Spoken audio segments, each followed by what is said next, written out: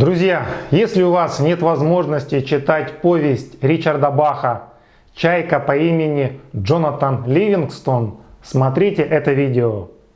Это история о чайке, которая училась жизни и искусству полета. Часто повесть называют притчей или философской сказкой.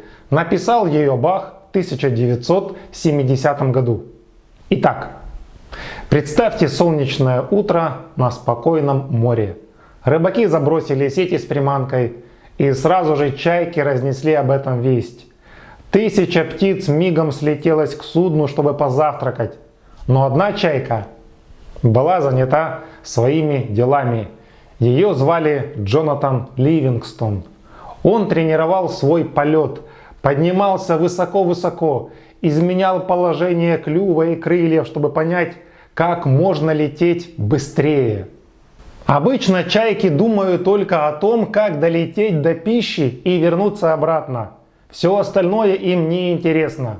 Для них главное еда, а не полет. А вот Джонатан любил летать. Вот только другим чайкам не нравилось, что Джонатан был не таким, как все. Даже его родители это напрягало. «Почему ты не такой, как все?» – спрашивала мать. «Пусть о полетах думают пеликаны и альбатросы». А отец говорил так: «Скоро зима, рыболовные суда будут появляться все реже, а рыба с поверхности уйдет на глубину. Сынок, полеты это здорово, но одними полетами сыт не будешь». Тогда Джонатан послушно соглашался. Он начинал летать со всеми рядом с кораблями, драться за кусочки рыбы и хлеба. Но у него не получалось. «Боже, какой бред!» – думал он. «Вместо того, чтобы тренироваться летать, я тут ерундой занимаюсь». И Джонатан снова взялся за тренировки. Он поднимался на 1000 футов над морем и при падении развивал большую скорость. Но если бы научиться контролировать свое тело, можно было бы еще быстрее, пока его скорость достигала 70 миль в час. Джонатан поднялся на 2000 футов и смог несколько секунд лететь со скоростью 90 миль в час. Это был мировой рекорд среди чаек. Но Джонатан не смог остановиться и упал в воду. Когда он пришел в себя, подумал, что может, ну его нафиг. Чайки не созданы для скоростных полетов. У них большие крылья, в отличие от маленьких соколиных. Отец прав. Я должен забыть обо всем этом и быть как все. Джонатан полетел к своим. Он летел и думал, что другие чайки ночью не летают, а он летит. А что если, вдруг подумал он, что если сложить крылья, тогда они станут маленькими, и я смогу летать быстрее. Джонатан поднялся на 2000 футов и полетел вниз. Скорость была за 120, 140, и лететь было легко, без напряжения. На этот раз он не упал в воду, а легко изменил направление и полетел над морем. Утром Джонатан поднялся на 5000 футов. Скорость полета достигла 214 миль в час. Любое неверное движение сразу привело бы к смерти. Нужно было научиться на скорости делать повороты. Со временем Джонатан научился выполнять фигуры высшего пилотажа.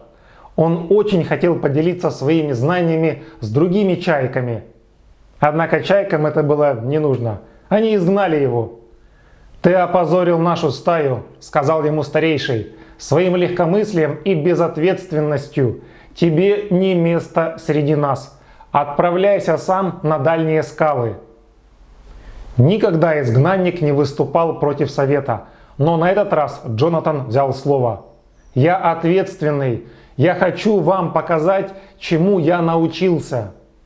Но чайки даже не стали его слушать. Джонатан улетел на дальние скалы, где продолжил тренироваться полетом. Теперь он мог ловить редкую вкусную рыбу, которая глубоко плавала, и вкус которой другие чайки даже и не знали. И вот однажды наступил день, когда прилетели они. Две белые блестящие чайки летели рядом с ним. причем еще круче, чем он сам. «Кто вы такие?» – спросил Джонатан. «Вы летаете лучше меня». «Мы приглашаем тебя в нашу стаю и научим летать еще выше и еще быстрее». «Не вопрос, хочу, согласен». Они поднялись выше облаков, и тело Джонатана тоже стало блестящим. Он летел быстрее, чем раньше, 273 мили в час. На новом месте были и другие чайки, в основном они тренировались. Самое главное, что здесь жили чайки-единомышленники. У Джонатана появился наставник Салливан, с которым он много общался. «Салли, скажи, почему здесь так мало чаек? В моей предыдущей стае их было 1000. «Все просто. Такие, как мы, это редчайшее исключение». Джонатан задавал вопросы и старейшей чайке Чиангу. Тот показывал умение перемещаться с невероятной скоростью. «Научи меня так», – попросил его Джонатан. Чтобы летать с быстротой мысли, или говоря иначе, летать куда хочешь, нужно прежде всего понять, что ты уже прилетел. Джонатан тренировался упорно, ожесточенно, день за днем, с восхода солнца до полуночи.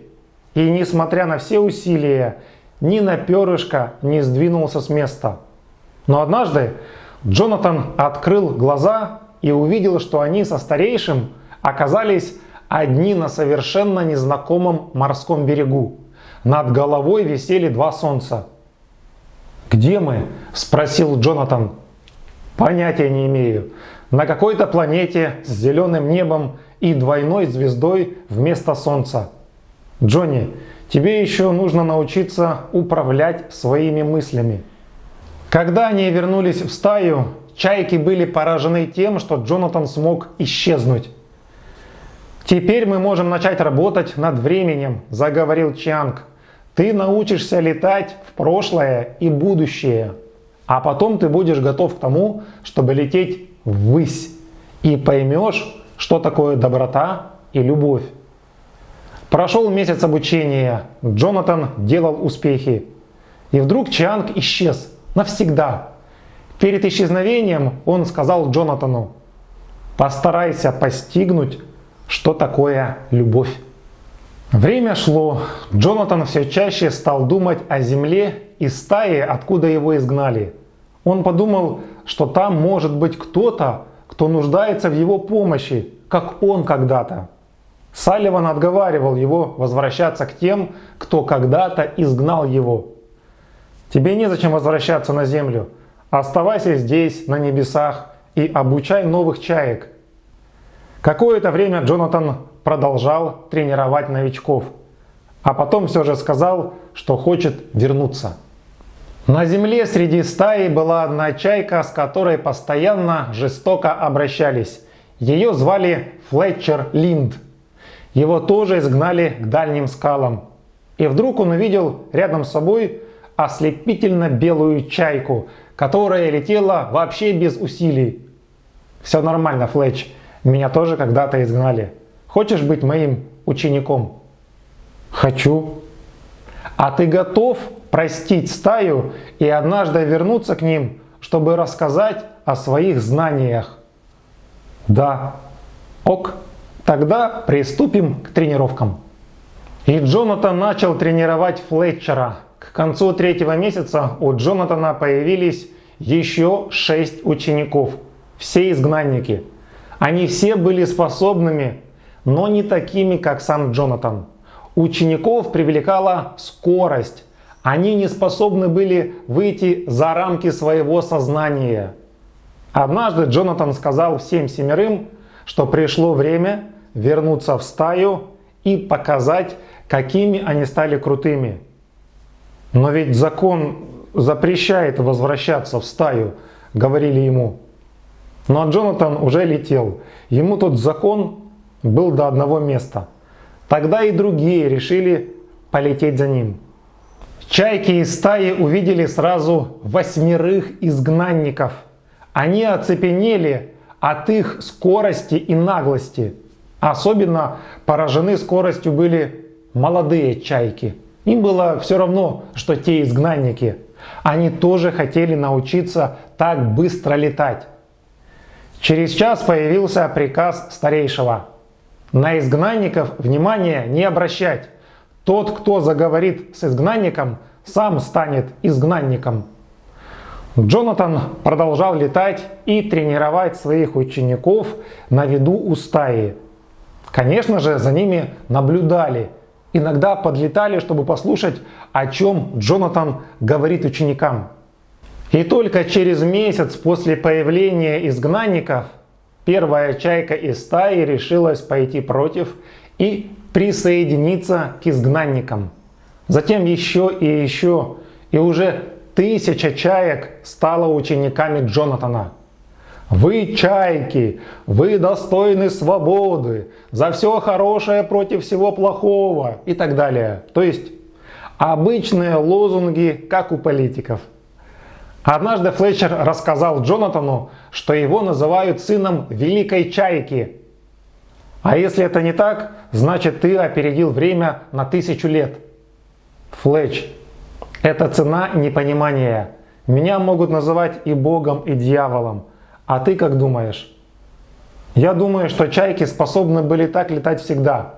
Но вот никто ранее не пробовал научиться так летать. Несчастье случилось ровно через неделю. Флетчер показывал приемы скоростного полета группе новичков. Он уже выходил из пике, когда на его пути оказался птенец, который совершал свой первый полет.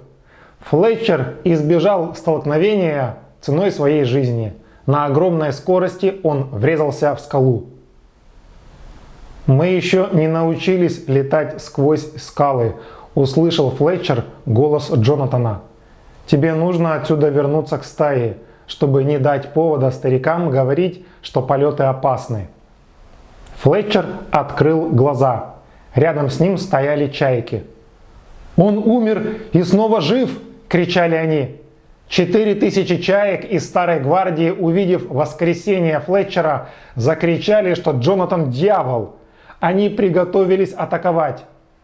«Так, Флетч, пора отсюда сваливать», — сказал Джонатан, причем немедленно. И вдруг они оказались за полмили от той скалы. «Я не понимаю, почему так трудно заставить других поверить, что они свободны», — размышлял Джонатан. «А я не понимаю, как ты можешь любить стаю, которая только что хотела убить тебя». Флетч, мы с тобой по-разному понимаем слово «любовь». Со временем ты поймешь, что я имею в виду. А теперь, Флетч, ты готов, чтобы я тебя оставил? Мне нужно лететь. В мире еще много стай, которым я должен помочь. И Джонатан растворился в небе.